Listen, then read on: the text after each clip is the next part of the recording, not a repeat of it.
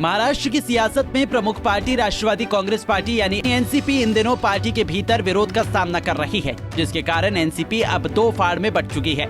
शिवसेना की ही तरह एनसीपी में भी अजीत पवार और शरद पवार पार्टी के नाम और आधिकारिक चिन्ह को लेकर आमने सामने आ गए हैं। चुनाव आयोग ने अजीत पवार और शरद पवार गुट से 3 हफ्ते में पार्टी में दावे को लेकर जवाब मांगा है। इससे पहले शरद पवार ने चुनाव आयोग को लिखे पत्र में 4 हफ्ते का समय मांगा था, लेकिन अब उन्हें चुनाव आयोग की ओर से 3 हफ्ते में जवाब देने को कहा गया है।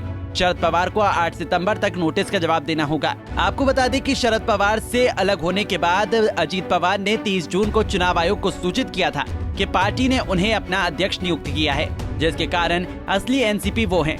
अजीत पवार ने चुनाव आयोग में पार्टी और चुनाव चिन्ह पर दावा करने संबंधी एक याचिका भी दाखिल की थी। वहीं चुनाव आयोग के नोटिस के संबंध में शरद पवार ने बुधवार को न्यूज एजेंसी ANI के माध्यम से बताया कि चुनाव आयोग की ओर से उन्हें नोटिस भेजा गया है, जिसका जवाब उन्हें चुनाव आयोग को 3 हफ्तों में देना है, लेकिन मैं इससे बिल्कुल चिंतित नहीं हूँ।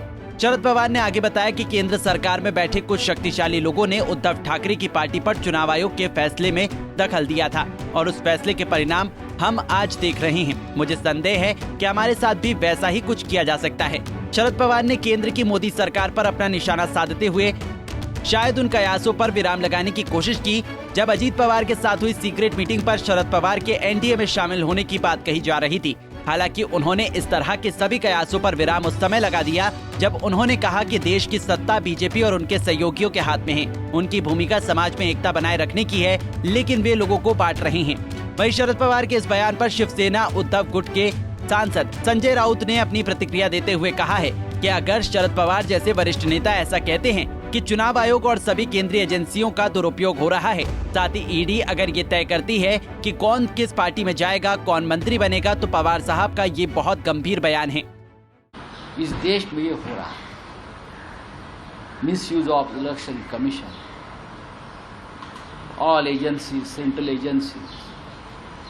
पवार साहब ने कहा है आज एक बात कि ईडी तय करती है कौन किसके पार्टी में जाए, ईडी तय करेगी कौन मंत्री बने, कौन क्या।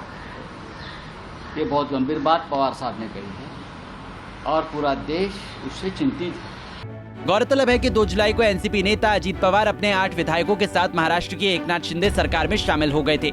अजीत पवार ने महाराष्ट्र के डिप्टी सीएम के रूप में पद की शपथ ली थी। इसके बाद उन्होंने एक प्रेस कॉन्फ्रेंस में ये बताया था कि उनको एनसीपी का आशीर्वाद मिला हुआ है। वहीं इससे पहले महाराष्ट्र में शिवसेना में भी 2 फाड़ उस वक्त देखने को मिला था जब एकनाथ शिंदे पार्टी के कुछ विधायकों के साथ बीजेपी के साथ मिल गए, जिसके बाद एकनाथ शिंदे महाराष्ट्र के मुख्यमंत्री बन गए और पूर्व सीएम उद्धव ठाकरे के पार्टी के नाम और चुनाव चिन्ह पर दावा करने पर चुनाव आयोग ने एकनाथ शिंदे के पक्ष में फैसला सुनाया था। फिलहाल अब ये देखना होगा कि एनसीपी में चाचा भतीजे के बीच चल रही पार्टी के नाम और चुनाव चिन्ह की इस जंग में चुनाव आयोग किसके हक में फैसला सुनाता है। इसके लिए शरद पवार को चुनाव आयोग की ओर से 3 हफ्ते का समय दिया गया है। Bureau report, Punjab Kesari TV. हमसे जुड़े रहने के लिए हमारे YouTube चैनल को सब्सक्राइब करें और नई वीडियो की नोटिफिकेशन के लिए बेल आइकॉन को दबाएं।